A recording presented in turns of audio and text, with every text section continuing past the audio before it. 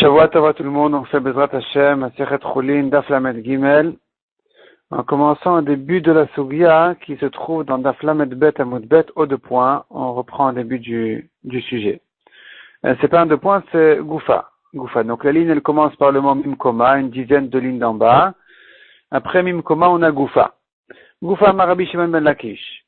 Shachat et Akane, la Rakar Nikva Reak Shera. Qu'est-ce qui s'est passé ici? Il a fait la Shrita. D'abord il a commencé par la trachée artère, et immédiatement après qu'il ait coupé la trachée artère, les poumons ont été percés. Donc, s'il y a un trou dans les poumons, en général, c'est taref. Mais là, de toute façon, il avait déjà fait la shrita de la trachée artère. Donc, toute la vie des poumons, elle est déjà terminée, parce que les poumons, ils sont attachés à la trachée artère. Puisque la trachée artère a déjà été coupée, donc la vie est terminée là-bas. Donc, on n'est pas gêné par le fait que ça a été percé dorénavant. Donc, je reprends. Shachat et Takane, il a fait la shrita, il a coupé la trachée artère, et ensuite, les poumons ont été percés, Kshera. Amarava, lo Amarabi Shimon Ben Lakish, et la Berea. Tout ce que Resh Lakish a dit, ce n'est que dans le cas où les poumons ont été percés. O'il, vechaye rea, teluya bekane, puisque la vie des poumons dépend de la trachée artère. Et donc, une fois qu'on a coupé la trachée artère, c'est considéré comme si les poumons étaient dans un panier, et donc, on n'est plus gêné de ce qui leur arrive. Aval bivne me'aim, mais si c'est les intestins qui ont été percés après que la trachée artère a été coupée, avant l'œsophage, avant la shrita, avant qu'il finisse la shrita, donc avant d'avoir coupé l'œsophage, là, ici, Resh Lakish ne dira pas que c'est kasher parce que l'œsophage était encore vivant et les intestins ont été touchés, là, ont été percés. Ça, c'est pas bien parce qu'il devait être encore vivant. Donc là, il y a une tréfa. Il y a une tréfa du vivant des intestins. Matkifla Rabbi Zera. Rabbi Zera n'est pas d'accord avec cette différence-là entre si c'est les poumons qui ont été percés ou là on dit que c'est kasher et le cas où l'estomac ou les intestins ont été touchés ou là on dit que c'est pas soul, que c'est taref. Demande Rabbi Zera, mais hitarta, une fois que tu dis que c'est permis dans le cas où, malgré que il y a des simanet refa, donc malgré qu'il y a un signe de taref, puisque c'était percé, malibérea, quelle différence entre si c'est les poumons qui ont été touchés, malibivnemehaim, ou bien si c'est les intestins qui ont été touchés. Si on dit que les poumons qui ont été percés après le début de la shrita, c'est pas grave, eh bien l'estomac non plus, ça devrait pas être grave s'il a été percé après le début de la shrita. Donc les intestins qui ont été percés après le début de la shrita, une fois que la trachée artère a été coupée, selon Rabbi Zera, ça devrait être aussi kasher. Rabbi Zera, mais la Gemara dit que Rabbi Zera a changé d'avis et finalement il a accepté le chilouk, la différence de Rava. De dire que s'il y a eu un problème dans les intestins, une fois que la trachée artère a été coupée, eh bien on ne dira pas que c'est kasher ici. Parce que c'est que les poumons qui sont déjà coupés, ils ont plus de vie. Ils ont plus de vie dès que la trachée artère a été coupée. Mais les intestins qui sont attachés, non pas à la trachée artère, mais ils sont attachés au véchette, l'œsophage, qui n'a pas encore été coupé, eh bien ils n'ont pas à être percés tant que l'œsophage n'a pas été coupé. D'où on sait que Rabbi Zera a changé d'avis et a accepté ce chilouk-là, cette différence. Débat Rabbi Zera. Rabbi Zera pose une question. Nikvu bne me'aim ben siman et siman. Mao. Donc Nikvu bne me'aim ont été percés les intestins ben siman et siman entre la shrita du premier siman, de la trachée artère, et la suite de la shrita qui doit couper l'œsophage, le deuxième siman. À ce moment-là, entre les deux simanim, les intestins ont été percés. Mao, quel est le din? Et on verra tout de suite que sa question elle n'est pas si c'est kasher ou taref. Rabbi Zera lui était évident que c'est taref, donc c'est la preuve qu'il a changé d'avis, qu'il a finalement lui accepté le chilouk, la différence de Rava. Que les poumons c'est pas grave, mais les intestins c'est encore grave parce que l'œsophage est encore attaché et encore vivant. Donc s'il y a un problème dans les intestins, eh bien ça devrait rendre lui la bête taref. Simplement la question de Rabbi Zera elle est autre que celle-là, et sa question elle est comme ça. Mao, mi mitztaref siman rishon et siman sheni.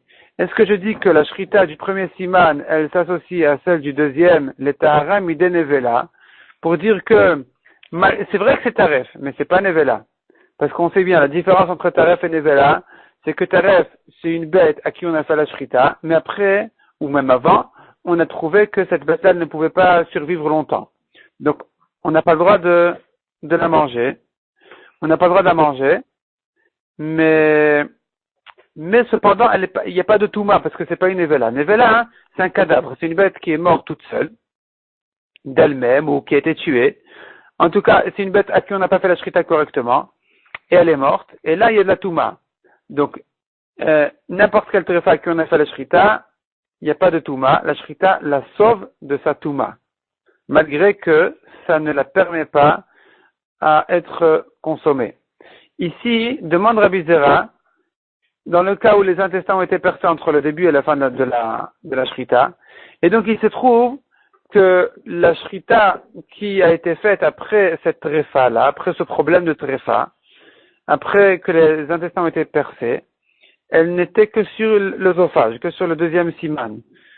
Alors que le premier siman, le but de sa shrita n'était pas pour le sauver d'un problème de touma, mais le début de la shrita, au moment où il a coupé le tracharter, c'était vraiment pour rendre cachère à être mangé, pour rendre la bête cachère. Donc là, on pourrait dire que le début de la shrita est différent de la fin de la shrita, parce que l'intérêt du début de la shrita, c'est de permettre la bête, alors que l'intérêt de la fin de la shrita, c'est de purifier la bête, pour pas qu'elle soit méa, la sauver de la touma. Donc, puisqu'il y a deux intérêts différents, peut-être qu'on n'associe pas le début et la fin de la shrita. On dit que c'est comme il n'y a pas de rapport entre le début et la fin. Et donc, ça ne servit à rien. Finalement, c'est tamé. Il n'y a qu'une fin de shrita qui viendrait sauver le problème de touma. C'est insuffisant. Donc, ça ne la sauve pas de la touma. Ou non. Ou je dis que peut-être qu'on peut y associer. Sauf la shrita a été faite. Puisque la shrita a été faite correctement, donc malgré que l'intérêt du début de la shrita est un peu différent de celui de la fin de la shrita, mais cependant, on pourrait quand même associer la shrita, le début et la fin, et dire que effectivement il n'y aura pas de touma ici. Donc je reprends. Maou, mitzaref, je reprends même un déber Rabbi Zera. Donc aux petites parenthèses de la lettre bête du Agaot Tabach, la Gemara dit là-bas. Débat Rabbi Zera. Rabbi Zera posait la question suivante. Nikvu bnei me'aim, si les intestins ont été percés, ben siman et siman entre la shrita du premier et du deuxième siman, maou, quel est le din? Mi mitztarev siman rishon et siman sheni. Est-ce que je dis que la shrita du premier siman s'associe à celle du deuxième siman, letahara midenevela, pour purifier cette bête-là, qu'elle ne rentre pas dans un problème de tumat nevela, d'un cadavre? Je considère que la shrita lui était faite.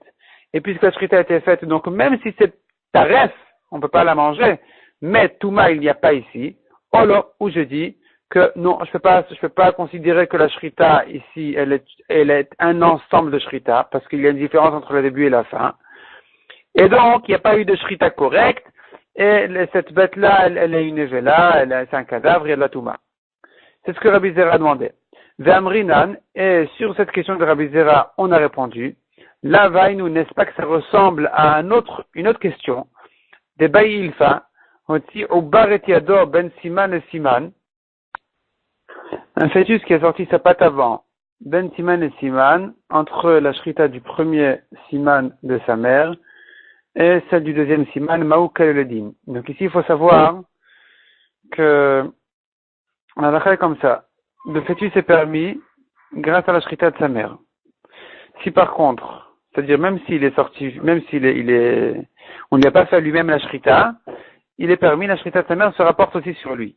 Maintenant, s'il a sorti sa patte avant la shrita, lui, tout son corps est permis, mais cette patte-là, elle est indigne de taref. C'est comme taref, simplement il n'y a pas de tumat nevela parce que la shrita, elle sert à purifier cette patte-là, qu'elle ne soit pas considérée comme une nevela. Maintenant, s'il a sorti cette pâte entre le premier siman et le deuxième siman, là on se poserait la question, est-ce que ici aussi je dis que la shrita, c'est un ensemble qui va purifier donc cette pâte-là, ou pas? Donc c'est vraiment la même question. Est-ce que je dis que puisque le début de la shrita était là pour permettre toute la bête, la mère et le fœtus ensemble, et la fin ne sert plus dorénavant à permettre la pâte qui est déjà sortie, mais que à la purifier. Donc, puisque le début et la fin de la shrita sont différents, donc peut-être que ça ne s'associe pas à être considéré comme un seul et même ensemble. Et donc, ça restera tamé, ça ne sera pas purifié grâce à cette shrita. La shrita ne servira pas à le purifier. Ou je dis que non, c'est pas grave, l'essentiel c'est que la shrita a été faite, et donc la pâte en question, elle est 8 théora. Donc, c'est la question de Ilfa. Mi misteref. Donc, on revoit dans la Gemara, la Gemara explique exactement quelle est la question. Donc, on commence ici à la mettre Gimel Amud Aleph à la première ligne. Mi misteref siman rishon, le siman sheni. Est-ce que je dis que le premier siman et le deuxième siman s'associent à être un ensemble de shrita, le tara miden evela, pour purifier cette pâte-là? Ou non, puisqu'il y a quand même une différence, comme on l'a dit. Le premier siman, il viendrait permettre, il viendrait rendre la bête kshira à être mangée, tandis que le deuxième, en ce qui concerne cette pâte, en tout cas, il ne sert pas à la rendre kashère, mais que à la rendre tahor. Donc, peut-être que non, ça va pas servir, effectivement, parce qu'il y a une différence entre le début et la fin de la shrita, et donc, ce sera pas tahor. Aval be'achila asura, mais pour être mangé, c'est quand même interdit. Pardon, j'ai sauté une ligne. Donc je reprends au début du daf. Mi mitztarev siman rishon et siman sheni. Est-ce qu'on associe le début et la fin de shrita, l'etara midenevela, pour purifier cette pâte en question, olo, ou non, ça ne s'associe pas. Et c'est la même question que Rabbi Zera a posée en ce qui concerne les intestins qui ont été percés entre le début et la fin de la shrita, donc entre le premier et le deuxième siman. Et la Gemara maintenant commence à raisonner la question de Rabbi Zera en ce qui nous concerne à nous.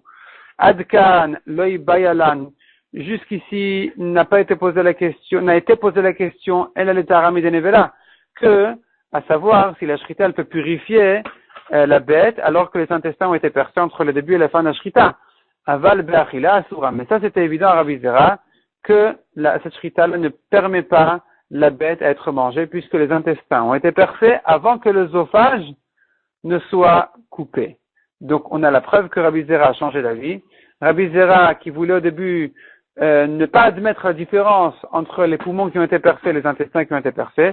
Finalement Rabbi Zera il reconnaît la différence et il accepte effectivement que ce n'est que les poumons qui ont été percés une fois que la trachée a été coupée que je dis que ça me gêne pas. Mais les intestins qui ont été percés une fois que la trachée a été coupée, eh bien, c'est un siman de tréfa, la bête, elle est taref. On continue dans la Gemara à la 4e ligne. Amad Ravacha bar Rav le Ravina. Dilma, peut-être que le Olam lo adarbe, peut-être que Rabbi Zera n'a pas changé d'avis. Il maintient ses premières paroles. Il ne fait pas la différence entre les poumons qui ont été percés et les intestins qui ont été percés. Dans tous les cas, ça sera kasher. De Rabbi Zera l'isvarav de Rava Keamar. Tout ce que Rabbi Zera a dit, ce n'est que selon Rava qui fait la différence. Velel aussi virale, mais lui-même ne pense pas comme ça. Donc toute la question de Rabbi Zera n'est que selon Rava. Moi, Rabbi Zera, je pense que la bête est kshera, parce que de même que tu dis que la bête est kshera si les poumons ont été percés, de la même manière tu devras dire que quand les intestins ont été percés après que la shrita a été commencée, eh bien la bête est kshera. Mais toi, Rava, qui fait la différence, je te poserai la question, selon ton avis, est-ce que tu diras que cette shrita, elle peut sauver cette bête à ne pas être nevela, ou bien tu diras que non, que cette shrita-là n'est pas une shrita, n'est pas un seul et même ensemble de shrita, puisque le début, il venait pour rendre la bête cachère et la fin ne venait que pour la purifier. Donc, tu diras peut-être que ici, la shrita ne sauve pas cette bête-là d'être nevela, et donc elle sera non seulement tréfa, mais même nevela, elle sera. Et ça, c'est selon toi, Rava. Mais moi, Rabbi Zera, je ne change pas d'avis. Je pense toujours que la bête, elle est kshera. On continue dans la Gemara. Amar Rava Chabar Yaakov, Shma minami de Rabbi Shimon ben Lakish. Tu peux apprendre de la halakha de Resh Lakish, qui a dit que si les poumons étaient percés, eh bien la bête, elle est kshera, puisque de toute façon, on avait déjà fait la shrita de la trachée artère. De là, tu peux apprendre la halakha suivante. Mezamnin, Israël al-Bnei Me'aim. On peut servir un juif, aux juifs, Bnei Me'aim, les intestins, à manger. Ve'en mezamnin ovdei kochavim al-Bnei Me'aim, mais on ne peut pas servir à un goy, les intestins d'une bête à qui on a fait la shrita. Maïtama, pourquoi? Pourquoi cette différence-là? Alors là, il faut savoir que les goïms n'ont pas le droit de manger Ever Minachai, un membre d'une bête vivante. Même si la bête elle est morte ensuite, mais puisque ce membre-là a été retiré de son vivant, eh bien, il leur est interdit. Les Kalvachomer que les Bnei Israël n'ont pas le droit de le faire. Simplement, il y a une différence entre les Bnei Israël et les Goïm, c'est que pour les Juifs, on fait la shrita de la bête, et dès qu'on lui a fait la shrita, elle est considérée comme morte. Tandis que pour les Goïm, puisqu'il y a encore un peu de vie dans la bête après la shrita, elle n'est pas encore considérée comme morte, et donc elle a encore un problème de verminachai. Donc les membres qui seraient retirés de la bête à ce moment-là, ils sont interdits aux Goïm. Et de là vient Ravacha Bar Yaakov prendre la halakha suivante et dire comme ça. Israël, dit la Gemara, au début de la ligne, Israël de Beshrita Talia Milta, le juif, pour qui tout dépend de la shrita, Kevan dit qu'un shrita maleta, puisque la shrita, elle était bonne, Ishtereleu. Alors, ça lui est permis. Il a le droit de manger, donc déjà, des intestins. Donc, en ce qui concerne les juifs, on considère que puisque la shrita a été faite correctement, eh bien, toute la bête est morte déjà, et il peut manger, dorénavant, même de ce qui est attaché à la trachée artère, l'œsophage, c'est considéré comme si c'était détaché, et c'est caché. Ovdel Kochavim de Binchira Sagileu, tandis que les Goïm, de Binchira Sagileu, ils peuvent tuer la bête, ils n'ont pas besoin de lui faire la shrita. Ou Bemita Talia Milta, mais par contre, il faut vraiment que la bête soit morte. Il est insuffisant de lui faire la shrita, il faut attendre que la bête soit morte. Ici, on a un problème avec les intestins. Hane ke Ever Minachai Damu. Les intestins, ils sont considérés comme Ever Minachai, un membre du vivant, de la bête vivante. Pourquoi? Parce que si tu dis que dès que je fais la shrita, c'est considéré comme si les simanim en question, ils sont détachés de la bête, retirés de la bête.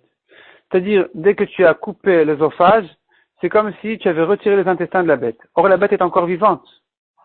Parce que la shrita est insuffisante en ce qui concerne les goïms pour la considérer comme morte. Donc, les intestins sont considérés comme s'ils étaient retirés de la bête de son vivant. Ce qui est interdit aux goïms, mais permis aux juifs parce que la shrita considère la bête comme morte en ce qui concerne les juifs. Donc, on ne peut pas servir à un goy les intestins, de même les poumons, mais peut-être que c'était plutôt l'habitude de manger ces parts de la bête, ces membres-là. Et donc, ça fait qu'au goïm s'interdit on n'a pas le droit de leur servir d'une bête à qui on a fait la shrita, des intestins. Amar Rav Papa, Havayativna Kamed Ravacha Bar Yaakov. J'étais, dit Rav Papa, assis devant Ravacha, ou Baï Deim Ale, je voulais lui dire, Miika, est-ce qu'il y a une chose de l'Israël charé que pour les Juifs c'est permis ou l'Oved Kochavim Assour et pour les Goïm c'est interdit? Est-ce possible une chose pareille? Velo Amri, mais je ne lui ai pas dit. De Amina, parce que je me suis dit, Hatama Kamar, Ravacha s'est bien expliqué, il a donné une bonne raison, donc j'ai pas de question à lui poser. Tanya de Lok et Ravacha Bar Yaakov. La Gemara ramène par contre une braïta qui contredit la Sevara de Ravacha Bar Yaakov et qui dit comme ça. Arotel echol mi behema kodem shetete nafsha. Celui qui veut manger de la bête avant même qu'elle meure, choter kezait basar mi bet ashrita. Il coupe un kazait, un petit morceau de viande, mi bet ashrita, de là on lui a fait la shrita, de son cou, ou molcho yafe, et il le sale correctement, bien, ou medicho yafe, il le lave bien pour enlever tout le sang, et donc, ça c'est un morceau qui lui a été retiré de son vivant, avant que son âme ne sorte entièrement, mais après la shrita. Ça, c'est très, très sain, c'est bon pour la santé. Donc, celui qui veut se servir de cette viande-là, que faire? Il n'a qu'à la prendre que de cet endroit-là où c'est déjà devant lui, c'est présent devant lui, il n'a pas à la chercher trop loin. C'est un morceau de viande qui se trouve déjà à un endroit ouvert, l'endroit de la shrita. Cependant, au même titre, il doit attendre que l'âme sorte complètement, que la vie sorte de la bête, parce qu'il n'a pas le droit de manger du vivant de la bête, même quelque chose qui n'est pas considéré comme un verminachai. C'est un autre problème, puisque la bête, quand même, elle est vivante, même si je la considère comme morte en ce qui concerne le problème des verminachai, je considère que c'est pas un membre qui a été retiré de son vivant, mais dans les qualités de santé, c'est quand même considéré, c'est quand même bon pour la santé. Or, la bête, elle est encore un petit peu vivante. Il faut attendre qu'elle meure. Il faut attendre vraiment sa mort complètement. ve'ochle, et ensuite tu peux le manger. Et là, dit la Braïta, echad avad kochavim ve'echad Israël mutarin bo. Aussi bien le goy que le juif ont le droit de le faire, ont le droit de manger de cette viande-là. Donc, cette Braïta-là ne pense pas comme Rav Acha qui dit que pour le goy, la shrita n'est pas considérée comme la mort de la bête. Parce que selon Rav Acha, on aurait dû dire ici que le goy n'a pas le droit de manger cette viande-là, puisque c'est une viande qui a été retirée de la bête avant sa mort, après la shrita, c'est considéré comme vivant, comme un verminachai. Et pourtant la Braïta, elle le permet, donc elle ne pense pas comme Rav Acha. Elle pense que la shrita est suffisante même pour un goy. Mais ça y est, les Ravidi Baravin, ça renforce ce que Ravidi Baravin a dit, Damar Ravidi Baravin, Amar Rabitrak Brashian. Harotel Shiavri, celui qui veut être bien portant, bonne santé, Choter Kazait Basar mi bet shritata, il coupe un morceau de viande mi bet shritata de l'endroit de la shrita shel behema, de la bête, donc ça a été retiré avant sa mort finale. Umal choyafe yafe, il le sale bien, on m'a dit choyafe yafe, il le lave bien. Umamtina chetete nafsha, il attend la mort, la mort totale de la bête, et il le mange. Echad avad kochavim vechad Israël mutarin bo, aussi bien le goy que le juif ont le droit de le faire. Donc Ravidi pense aussi comme la Braïta et pas comme Rav Acha. Voyons la Mishnah. Un shochet behema chayav ha'of. Il a fait la shrita d'une bête, d'une behema, c'est une bête domestique. Chaya, c'est une bête qui n'est pas domestique. C'est pas une bête sauvage vraiment, mais elle est permise, comme les cerfs par exemple. Ve'of, ou bien les volailles. Velo yatsa mehen dam. Et le sang n'est pas sorti. Donc il a fait Psherim, il a le droit de manger de leur viande, malgré qu'il n'y a pas de sang qui est sorti, c'est pas grave, l'essentiel c'est que la shrita a été faite. Vener chalin biadaim mesoavot. Mais, et il peut manger cette viande-là avec des mains mesoavot tmeot, sales, de touma. Le fi, shelo ursheru badam, car cette viande-là n'est pas apte encore à recevoir la touma puisqu'il n'y a pas eu de sang. Or, nous savons bien que toute nourriture ne reçoit la touma que si elle était mise en contact avec un des 7 liquides, dont le sang ou l'eau, le sang.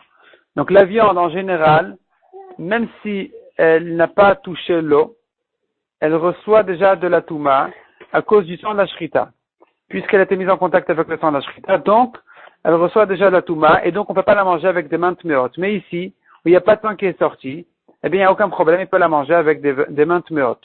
Rabbi Shimon Omer, Ursheru beshrita. Selon Rabbi Shimon, la shrita elle-même, elle rend la viande apte à recevoir de la touma, même sans sang, même sans que le sang ne la touche. La shrita elle-même, puisqu'elle considère la viande comme nourriture pour être permise d'être mangée, donc, de la même manière, ça va la considérer comme de la nourriture qui reçoit de la touma. On comprend peut-être un peu de là que la notion c'est-à-dire la halakha qui dit que de la nourriture ne reçoit la touma que si elle a touché, elle a été mise en contact avec un des 7 liquides, peut-être que le sens de cette halakha est que un fruit, par exemple, un fruit qui a poussé, c'est tant qu'il n'a pas été mis en contact avec l'eau, c'est pas considéré comme la nourriture, c'est considéré comme une plante. C'est une plante. À partir du moment où on l'a lavé, c'est considéré comme la nourriture, c'est-à-dire qu'il a mis son esprit sur ce fruit-là et il est intéressé à le manger. À partir de ce moment-là, ça devient de la nourriture. Donc ici, on comprend Rabbi Shimon qui dit que puisque la shrita déjà, elle fait de la viande, non pas une bête, mais de la nourriture, qui est permise à être mangée. Donc, de la même manière, c'est considéré comme la nourriture en ce qui concerne la touma, et ça peut recevoir dorénavant de la touma. La Gemara déduit, Tama deloyatamen dam. Là, on va rentrer un peu dans une sugia de Tara. Une sugia de Tara, il faudrait introduire quelques notions de Tara. Peut-être qu'on va les faire au fur et à mesure. Donc, on commence la Gemara déjà. Tama deloyatamen dam. On comprend dans la Mishnah que c'est parce qu'il n'y a pas de sang qui est sorti que on peut manger cette viande-là avec des mains tmeot. Hayatamen dam. Mais si le sang est sorti au moment de la shrita, on ne peut pas manger cette viande-là avec des mains impures. La Gemara demande à Maï, pourquoi c'est interdit? Pourtant, Yadaim shnioten. Les mains ont un deuxième degré de Touma. Ve'en sheni ose shlishi bechulin. Et un deuxième degré de Touma. Et là, il faut introduire. Nous avons plusieurs degrés de Touma. Il y a le Avatouma, le père de la Touma, c'est la Touma elle-même. La Touma elle-même. Ensuite, ce qui est mis en contact avec la Touma descend d'un degré, c'est Rishon la Touma, premier de la Touma. Ce qui va toucher cette chose-là sera Sheni la Touma, deuxième degré. Ce qui va toucher ce Sheni sera Shlishi, troisième degré. Ce qui va toucher ce Shlishi sera Revi, quatrième degré. Maintenant, c'est pas infini la Touma. Il y a une fin quelque part.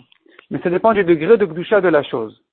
C'est-à-dire comme ça. Les choulines, qui n'ont aucune Gdusha, ne deviennent tamés que jusqu'au deuxième degré de Touma. C'est-à-dire, s'ils touchent le premier degré, ils deviennent deuxième degré. S'ils touchent le deuxième degré, ils sont taor. Parce qu'ils ne sont pas suffisamment kadosh pour être sensibles à un contact pareil de Touma.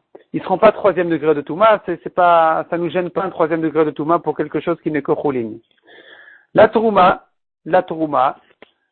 donc, c'est ce qui est donné au Kohen.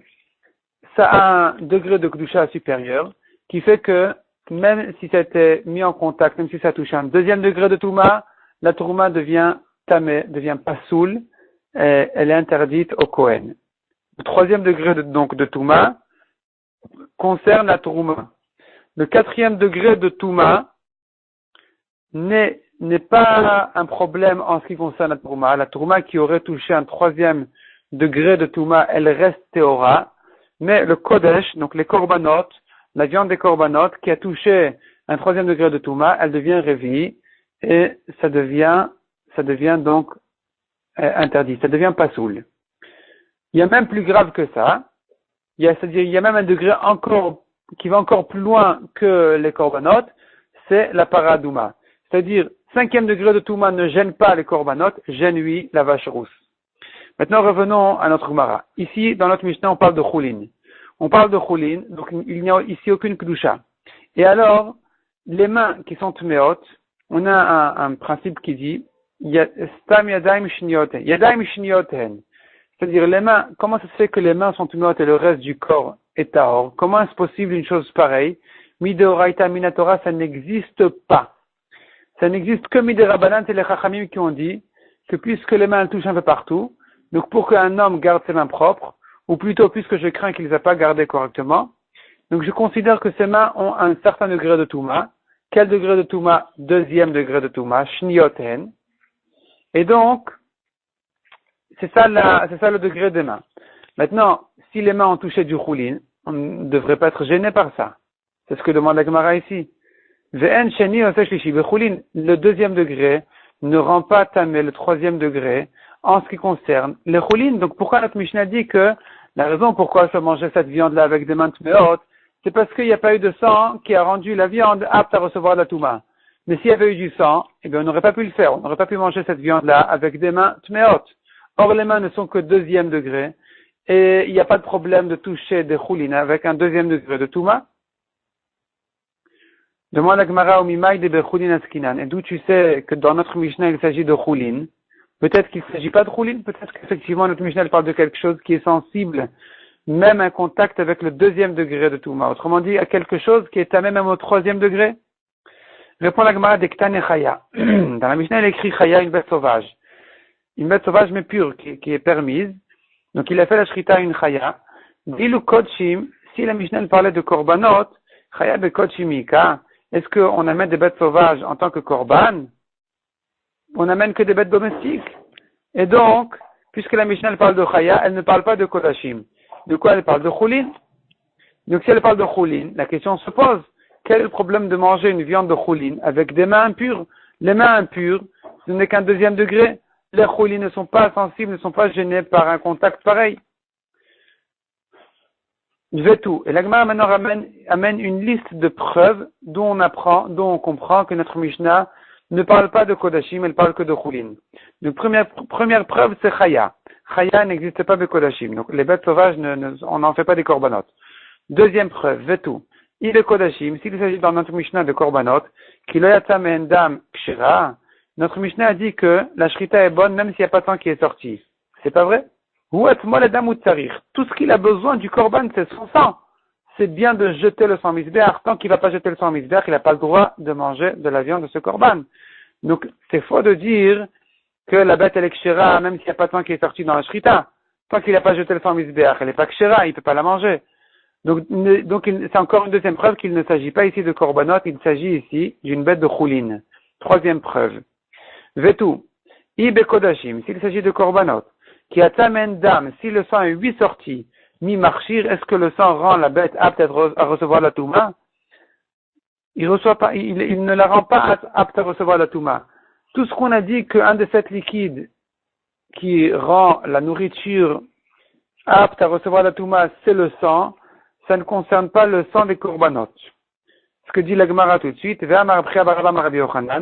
Minain, d'où sait-on, les dames kodashim, que le sang des korbanot chez no marchir, qu'il ne rend pas la nourriture qu'il a touchée apte à recevoir la touma, chez Neymar, comme il est dit dans le pasuk.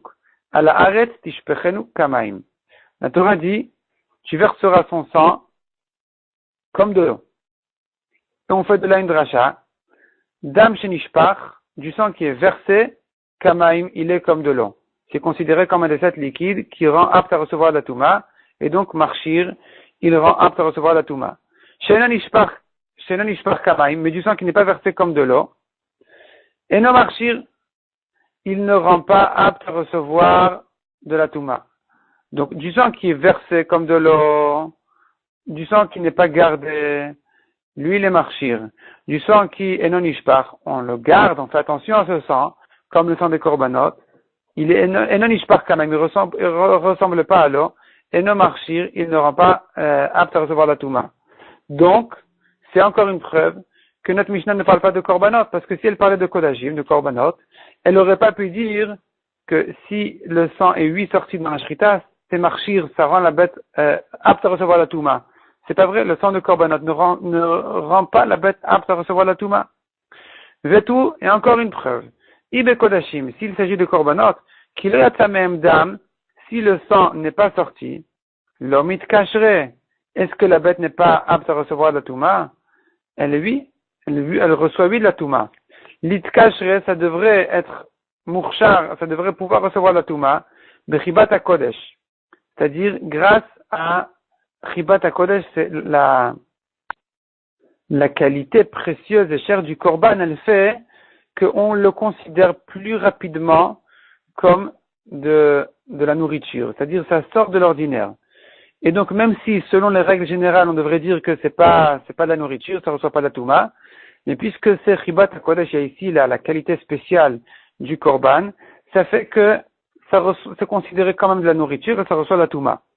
Des Kaimalan dit la Gemara, parce qu'on a une halakha qui dit, Chibat HaKodesh marchartan, la qualité spéciale et précieuse du korban, du Kodesh, elle rend apte à recevoir la touma même quelque chose qui n'est pas du tout de la nourriture, même comme par exemple comme des morceaux de bois qui ont été sanctifiés, même eux, ils reçoivent de la touma comme s'ils étaient de la nourriture.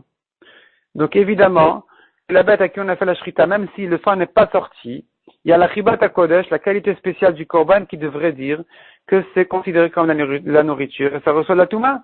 Or, dans notre Mishnah, c'est écrit que si le sang n'est pas sorti, ça ne reçoit pas la touma. Donc, on ne parle pas de korbanot, on ne parle que de choulin.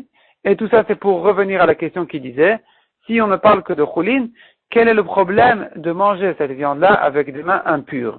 Les mains impures ne sont que deuxième de la touma. Le choulin n'est pas sensible à un contact pareil. Il ne peut pas arriver à un 3e degré de touma. Il devrait être tahor.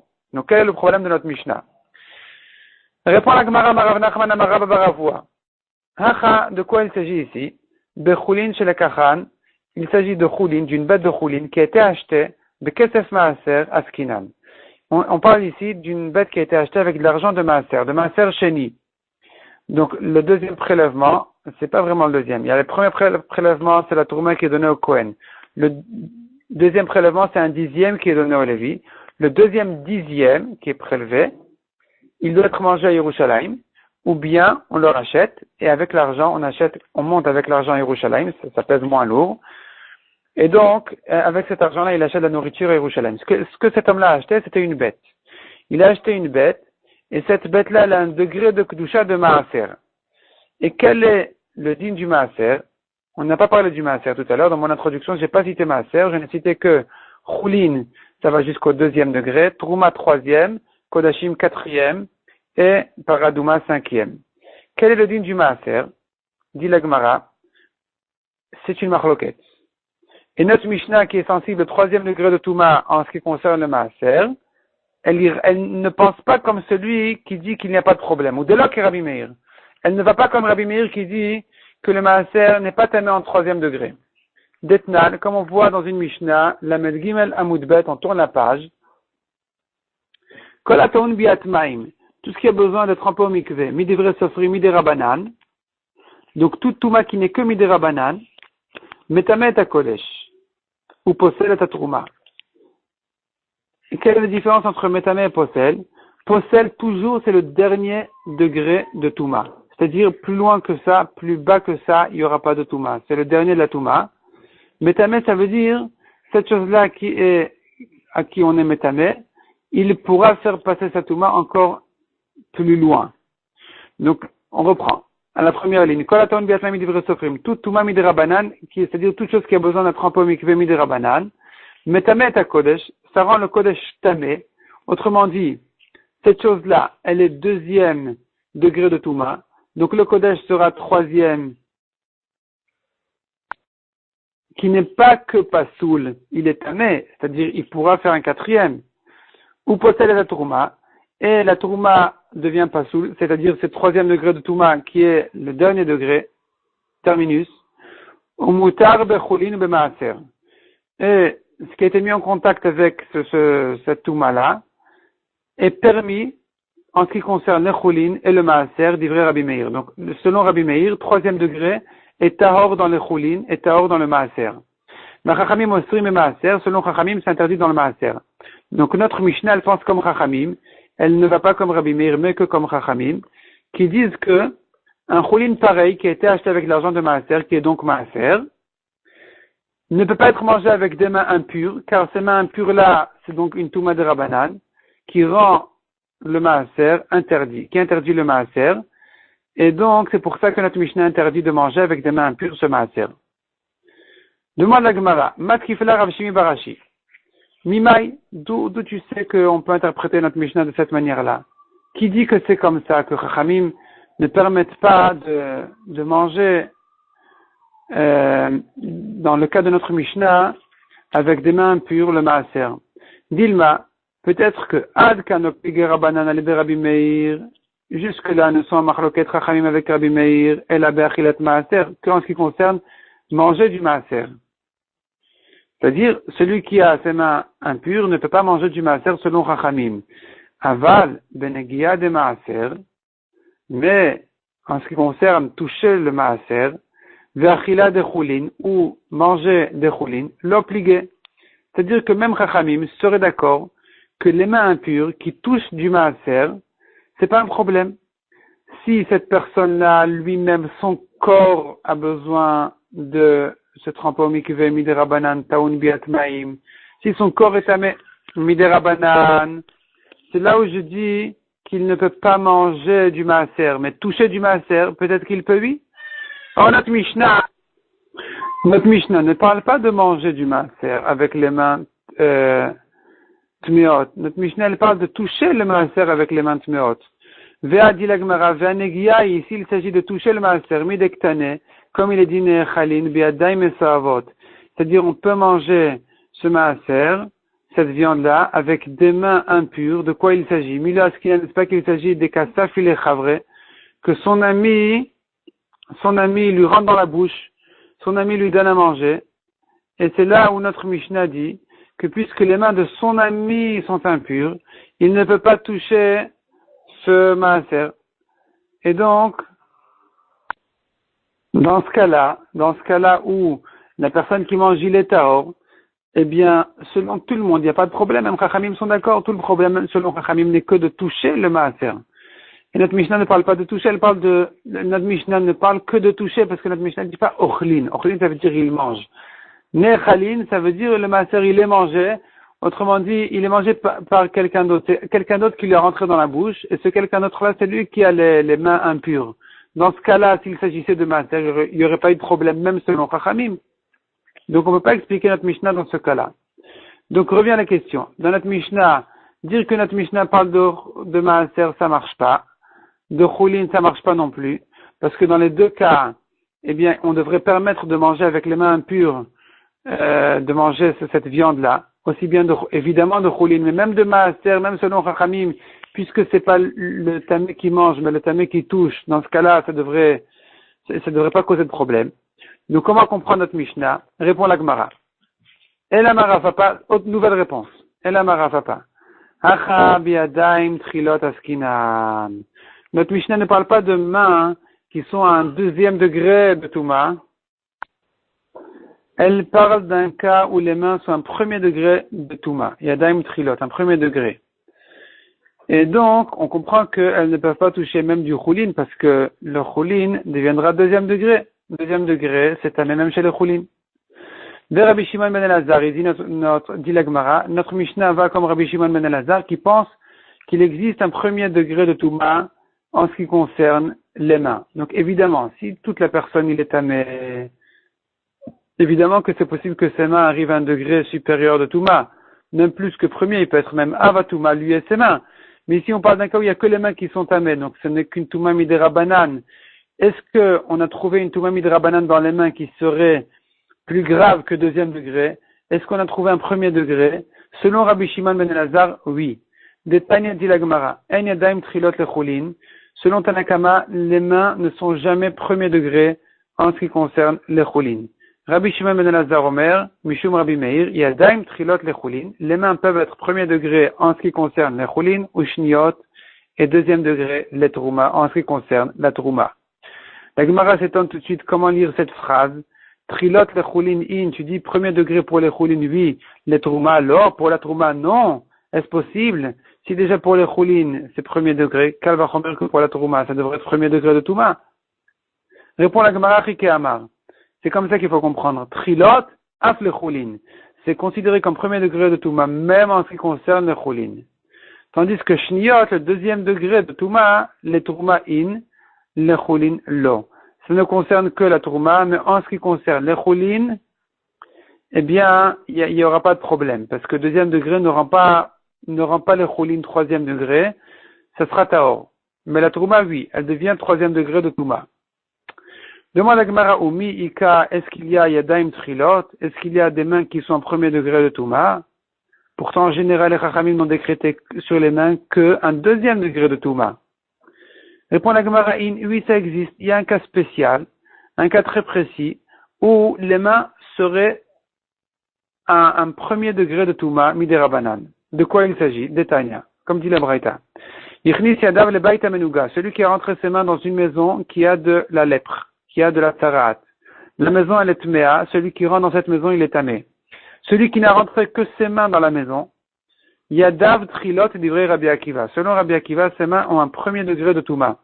La Chachamim omrim, Yadav shniot, ses mains ne sont qu'un deuxième degré de Touma.